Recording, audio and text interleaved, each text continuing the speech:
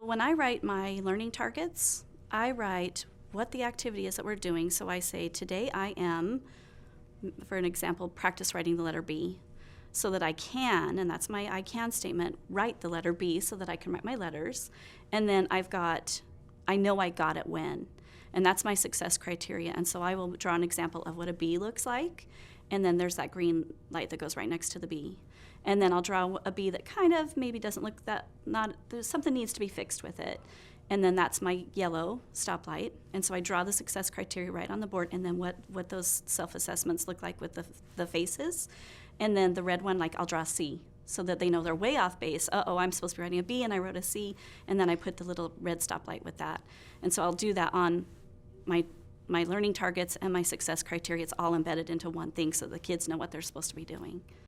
How is this even possible with even younger kids? How do you have kids self-assess?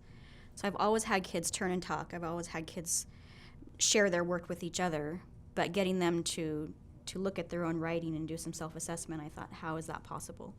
So this year I've been most successful with having kids do it in the area of writing. So I have my learning target posted, and whenever I model for them, I always state the learning target for them. But then I also have success criteria posted over there on the wall. And I talk about what each stage of the success criteria looks like: 1 star, 2 star, 3 star, 4 star. So the kids go off and they write their story or they write their opinion, whatever our unit is for that time.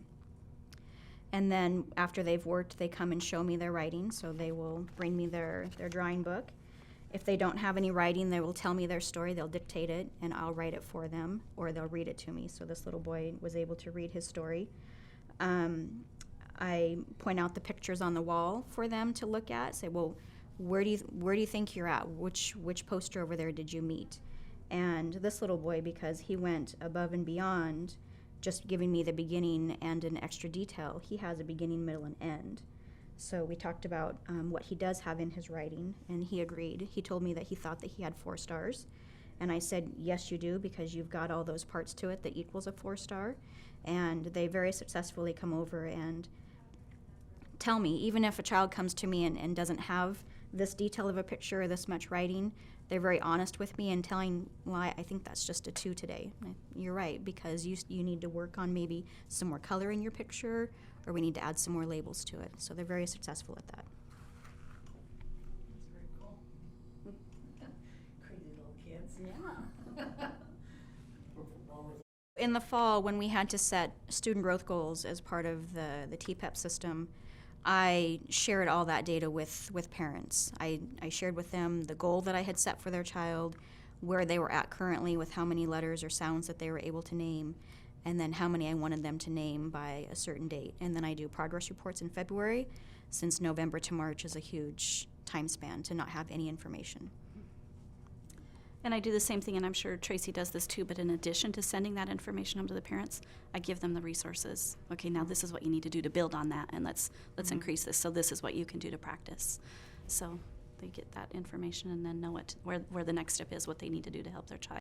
Next year, I'd like to have a data binder for each kindergarten kid. And I always thought there's no way kindergartners could do that. I did it with my second graders when I taught second grade, but to take it down to a kindergarten level, and I think I figured it out, and they'll have their own binder, and when I assess, we'll pull it open, and they'll be able to start recording what they are learning and then be able to identify what they still need to work on. And so it'll be their little booklet that they keep all of their data in, and then we can review it and then be able to share with parents as well.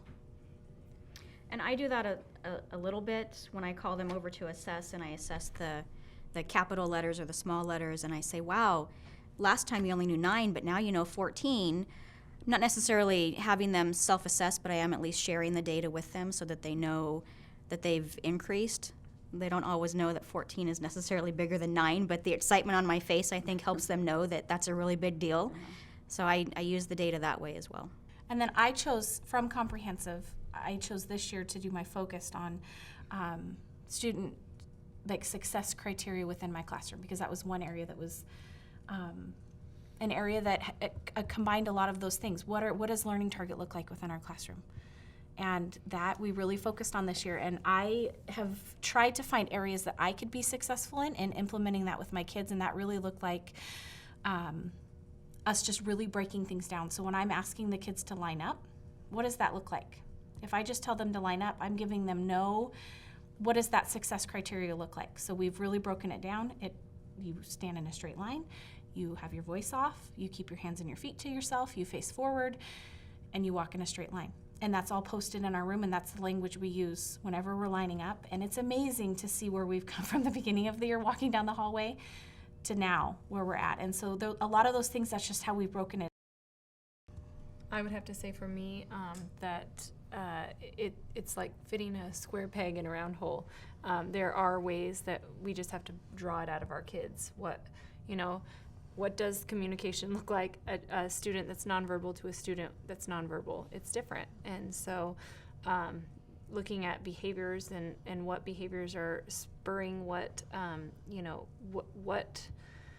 happening in the classroom is spurred by those different behaviors, and how to engage the kids in a different way. It may just be figuring out different ways that they can be successful.